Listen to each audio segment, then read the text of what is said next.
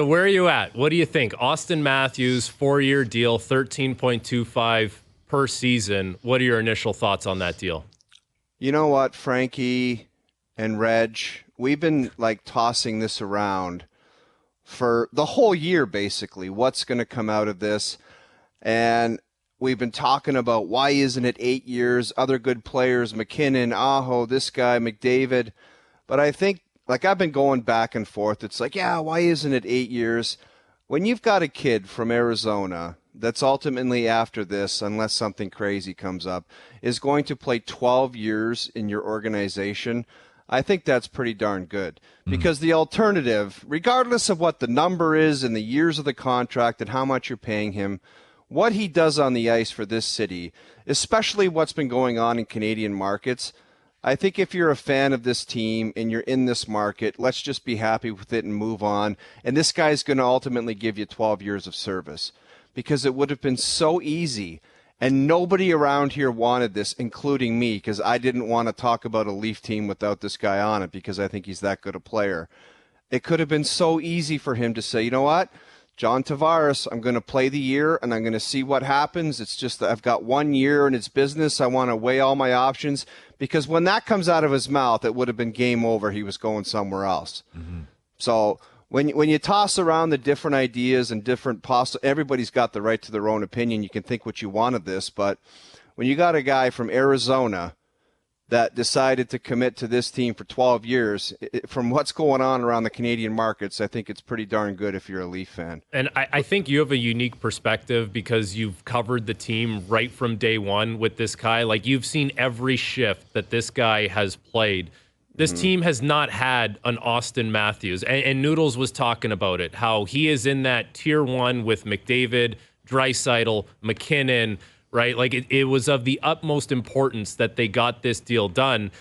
The AAV, if this guy went to the Leafs and said, guys, it's 14 or it's 14, whatever number he said, if he stuck to that, they were probably going to have to pay him that number, because they weren't going to be the ones that walked away. But he goes to 13.25. At some point, if the cap goes up, you got to figure there's enough money to go around to ice a good team around him.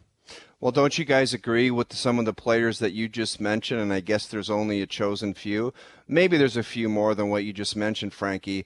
There's those guys that can write a number down on a piece of paper.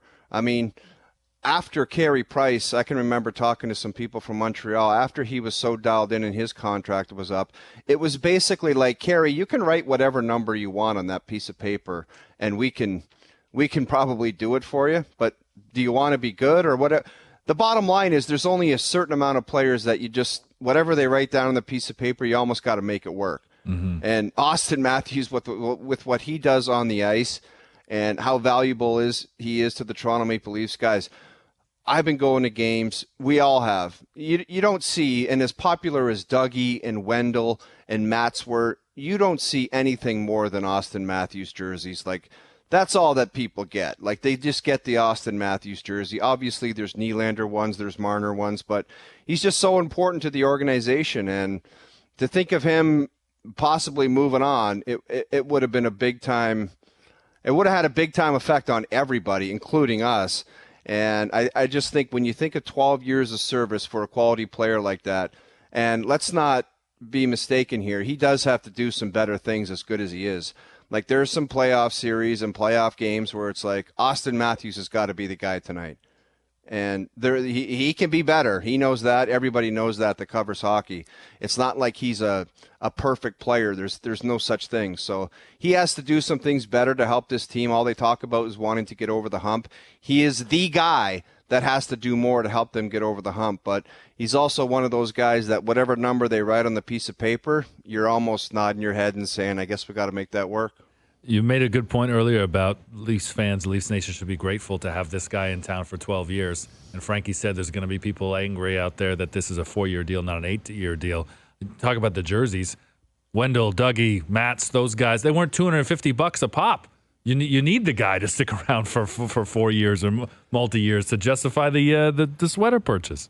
Well, Look, man, if we're gonna get into dating ourselves and talking about what jerseys cost back in the day, it's a different ball game now, man. There's a lot more money involved, Reg, and there's a lot more money that players want and their expectations of what contracts are going to look like. It's just I stopped trying to wrap my head around it, and I promised myself I'd never be that guy saying, when I play, we only made this. It's like, it's a lot of money either way.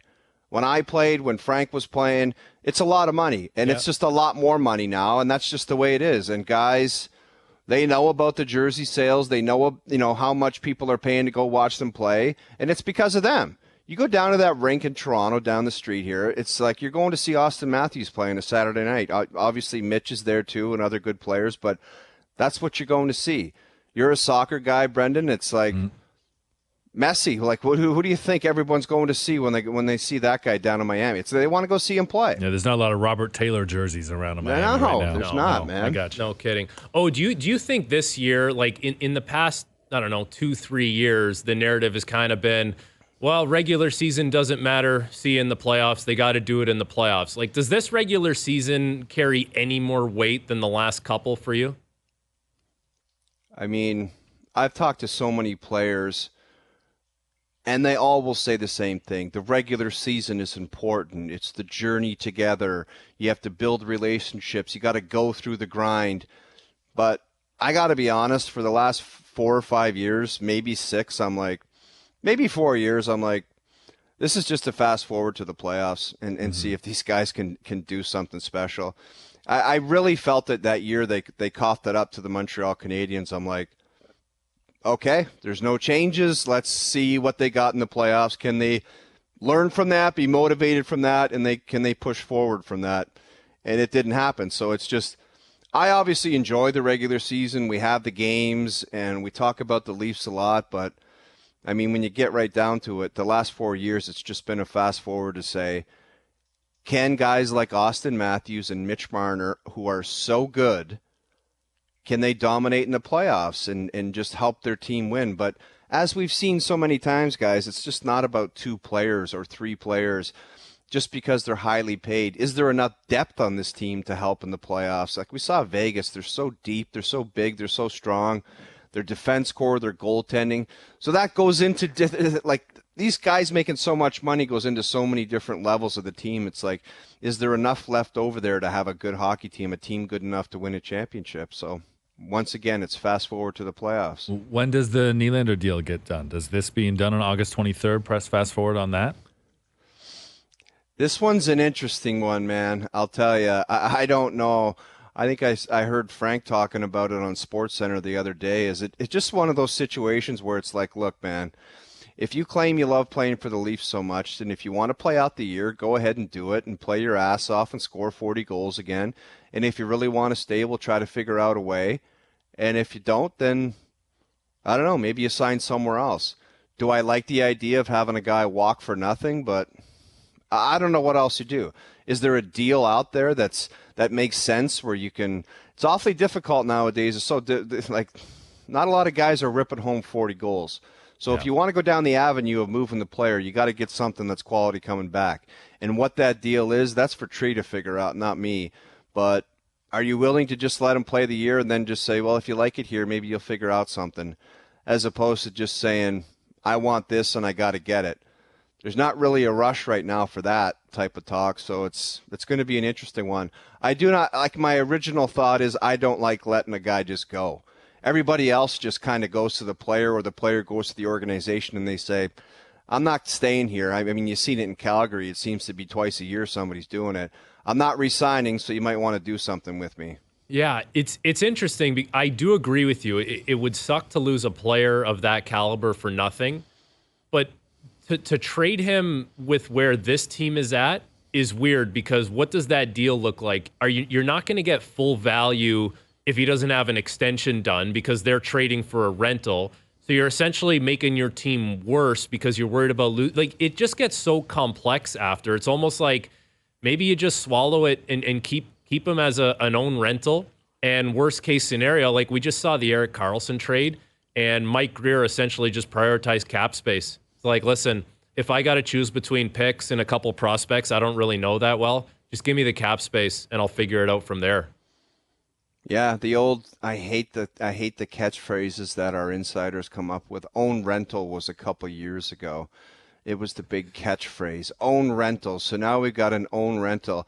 But you know what? If that's what it's going to be, sometimes you just lose a guy to free agency. Every year, Frank, we do free agent frenzy. There's a bunch of guys that leave their team. So maybe Nylander's going to be in that situation. It's just after Auston Matthews, who's at the top of the mountain, it's like, how can you really stay committed, so pot committed, like a lot pot committed, handing out that type of money? And if they don't get it done again this year, how could you be dying to have him back at big time money? Like, for what reason would there be to say, we've got to get this guy locked up if you don't win again? So those are the questions that are out there. Guys, let's just be happy with one contract being signed today. Why do we have to die? Why do we have to go down the road of why isn't that one done as well? We had to Reggie, take control of the show. We had to fill 15 minutes, Reg. Yeah, that was well. It's also, I mean, that's what Leafs fans are talking about, right? It's always on to the next one. That's the world we live in, man. Oh, this is done. Like, what's next?